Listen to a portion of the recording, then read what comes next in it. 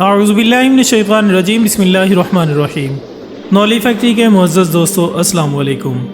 ناظرین اکرام، بے شک یہ دنیا امتحان کی جگہ ہے اور آخرت انعام کی جگہ ہے، جہاں جنت میں مقیم لوگوں کو بے شمار نعمتوں اور انعامات سے نوازا جائے گا۔ لیکن سوال یہ پیدا ہوتا ہے کہ جنت میں جنتیوں کو سب سے بڑی نعمت کون سی عطا کی جائے گی، اور کیا وہاں نیک لوگ اللہ تعالیٰ کا دیدار کر سکیں گے؟ اس کے ساتھ ساتھ یہ سوال بھی کیا جاتا ہے کہ کیا اس دنیا میں رہتے ہوئے اللہ تعالیٰ کا دیدار کیا جا سکتا ہے؟ آج کی ہماری ویڈیو انہی سوالات کے گرد گھومتی ہے، اور یقیناً یہ ویڈیو آپ کے لیے علم کا باعث بنے گی۔ ناظرین، سب سے پہلے اگر ہم اس دنیا میں اللہ تعالیٰ کو دیکھنے کی بات کریں تو عقلی دلائل اس بات کی گواہی دیتے ہیں کہ اللہ عز و جل کو ہرگز آنکھوں کے ذریعے نہیں دیکھا جا سکتا، کیونکہ آنکھیں تو کسی چیز کے جسم یا چیزوں کی کیفیتوں کو دیکھ سکتی ہے، لیکن جس چیز کا کوئی جسم نہ ہو بلکہ اس میں جسم کی کوئی کیفیت بھی نہ ہو تو اس چیز کو آنکھوں کے ذریعے نہیں دیکھا جا سکتا۔ اس بات کی دلیل یہ ہے کہ جب حضرت موسیٰ علیہ السلام نے اللہ تعالیٰ سے درخواست کی کہ اے اللہ، میں آپ کو دیکھنا چاہتا ہوں، تو اس وقت اللہ تعالیٰ نے حضرت موسیٰ علیہ السلام سے فرمایا کہ اے موسیٰ، تو مجھے ہرگز نہیں دیکھ سکتے۔ لیکن ناظرین، سوال یہ بھی کیا جاتا ہے کہ آخر ایسا کیوں ہے اور ہم اللہ تعالیٰ کو کیوں نہیں دیکھ سکتے؟ تو اس حوالے سے علماء کرام کا کہنا ہے کہ چونکہ یہ دنیا انسانوں کے لیے امتحان کی جگہ ہے، اور اگر اللہ تعالیٰ اپنے تمام حجاب ہٹا کر اس دنیا میں ظاہر ہو جائیں تو کوئی بھی کافر نہیں رہے گا، بلکہ سب کے سب ایمان لے آئیں گے، مگر جو شخص اس ذات پر بغیر دیکھے ایمان لایا وہی تو کامیاب انسان ہے۔ دوستو، اب اگر ہم روز قیامت یا جنت میں اللہ تعالیٰ کے دیدار کی بات کریں تو اس حوالے سے ہمیں بہت سی احادیث دیکھنے کو ملتی ہیں، جیسا کہ حضرت ابو ہریرہ رضی اللہ تعالیٰ عنہ سے روایت ہے کہ ایک دفعہ کچھ لوگوں نے رسول اللہ صلی اللہ علیہ وآلہ وسلم سے عرض کیا کہ اے اللہ کے رسول صلی اللہ علیہ وآلہ وسلم، کیا ہم قیامت کے دن اپنے پروردگار کو دیکھیں گے؟ تو رسول اللہ صلی اللہ علیہ وآلہ وسلم نے فرمایا کہ کیا تمہیں 14ویں رات کے چاند کو دیکھنے میں کوئی دشواری پیش آتی ہے؟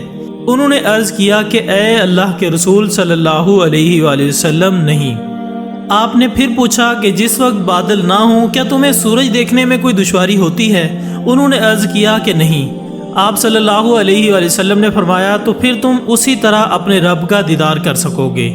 اللہ تعالیٰ قیامت کے دن لوگوں کو جمع کر کے فرمائیں گے، جو جس کی عبادت کرتا تھا وہ اس کے ساتھ ہو جائے، جو سورج کی عبادت کرتا تھا وہ اس کے ساتھ ہو جائے، اور جو بتوں کی اور شیطان کی عبادت کرتا تھا وہ انہی کے ساتھ ہو جائے گا۔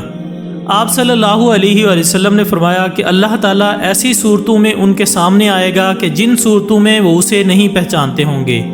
پھر وہ کہیں گے کہ ہم تجھ سے اللہ کی پناہ چاہتے ہیں، جب تک ہمارا رب نہ آئے ہم اسی جگہ ٹھہرتے ہیں، پھر جب ہمارا رب آئے گا تو ہم اسے پہچان لیں گے۔ پھر اللہ تعالیٰ ان کے پاس ایسی صورت میں تشریف لائیں گے جسے وہ پہچانتے ہوں گے، اور فرمان ہوگا کہ میں تمہارا رب ہوں، جس پر وہ جواب دیں گے بے شک تو ہی ہمارا رب ہے۔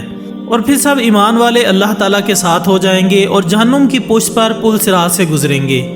رسولوں کے علاوہ اس دن کسی کو بات کرنے کی اجازت نہیں ہوگی، اور رسولوں کی بات بھی اس دن یہی ہوگی کہ اے اللہ تو سلامتی رکھ، جبکہ جہنم میں سادان خاردار جھاڑی کی طرح اس میں کانٹے ہوں گے۔ اللہ تعالیٰ کے علاوہ ان کانٹوں کو کوئی نہیں جانتا ہوگا کہ کتنے بڑے ہوں گے۔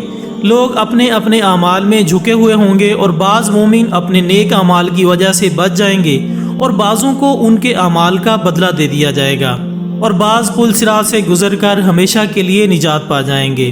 ناظرین، ایک اور حدیث میں آیا ہے کہ جب تمام جنتی جنت میں اپنی اپنی جگہ پہنچ جائیں گے تو اللہ تعالیٰ کا فرمان ہوگا کہ جو کچھ تمہیں عطا کیا جا چکا ہے اس سے زیادہ کچھ اور تم مجھ سے چاہتے ہو؟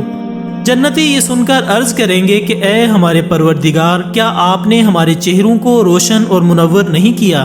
کیا آپ نے ہمیں جنت میں داخل نہیں کیا؟ کیا آپ نے ہمیں دوزخ کی آگ سے نجات نہیں دی؟ لہٰذا اتنی بڑی بڑی نعمتوں سے بڑھ کر اور کیا نعمت ہو سکتی ہے جو ہم آپ سے مزید طلب کریں؟ حضور صلی اللہ علیہ وآلہ وسلم نے فرمایا کہ تب حجاب اٹھا دیا جائے گا، اور جنتی ذات اقدس کی طرف دیکھیں گے جو کہ صورت و جسم سے پاک ہے۔ اس وقت معلوم ہوگا کہ اہل جنت کو ایسی کوئی نعمت عطا نہیں ہوئی جو کہ پروردگار کی طرف ان کے دیکھنے سے زیادہ پسندیدہ ہو۔ اسی طرح ایک اور جگہ آپ نے فرمایا کہ جو پہلا گروہ جنت میں داخل ہوگا ان کا چہرہ 14ویں رات کے چاند کی طرح چمک رہا ہوگا۔ ان کے برتن جنت میں سونے کے ہوں گے، اور کنگے سونے اور چاندی کے ہوں گے، اس میں عود کی خوشبو ہوگی، ان کا پسینہ مشک کی طرح خوشبودار ہوگا۔ ہر جنتی کو 2 بیویاں ملیں گی، ان کی پنڈلیوں کا مغز گوشت کے پار سے نظر آئے گا۔ یہ ان کے حسن کی ایک جھلک ہوگی، ان کے دلوں میں اختلاف اور بغض نہیں ہوگا، سب کے دل ایک طرح کے ہوں گے اور وہ صبح و شام اللہ تعالیٰ کی تسبیح بیان کریں گے۔ دوستو، اب ہم کچھ ذکر جنت کے پھلوں کا کرتے ہیں، جس کے بارے میں قرآن پاک ہمیں یہ بتاتا ہے کہ جنت کے پھل کبھی ختم نہیں ہوں گے، وہ ہر وقت جنتیوں کے بس میں ہوں گے اور بلا روک ٹوک ملتے رہیں گے۔ جنت کے درخت ان پھلوں سے ایسے لدے ہوئے ہوں گے کہ ان کی ڈالیاں پھلوں سے جھکی ہوئی ہوں گی، اور جنتی لوگ جو پھل چاہیں گے حاضر کر دیا جائے گا۔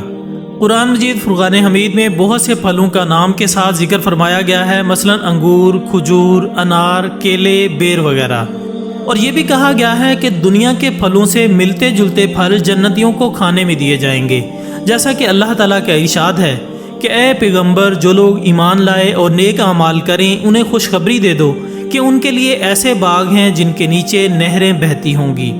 ان باغوں کے پھل صورت میں دنیا کے پھلوں سے ملتے جلتے ہوں گے۔ جب کوئی پھل انہیں کھانے کو دیا جائے گا تو وہ کہیں گے کہ ایسے ہی پھل اس سے پہلے دنیا میں ہم کو دیے جاتے تھے۔ ان کے لیے وہاں پاکیزہ بیویاں ہوں گی اور وہاں وہ ہمیشہ رہیں گے۔ واضح رہے ناظرین کہ جنتیوں کی خدمت میں صرف پھل ہی پیش نہیں کیے جائیں گے، بلکہ ان کی خدمت میں پرندوں کے اور دیگر ہر قسم کے گوشت بھی پیش کیے جائیں گے، تاکہ جس گوشت کو وہ پسند کریں وہ کھائیں۔ محترم ناظرین، اب ایک نظر جنتیوں کے لباس پر ڈالتے ہیں، کیونکہ کھانے پینے کے بعد اہم ترین ضرورت لباس ہوتی ہے۔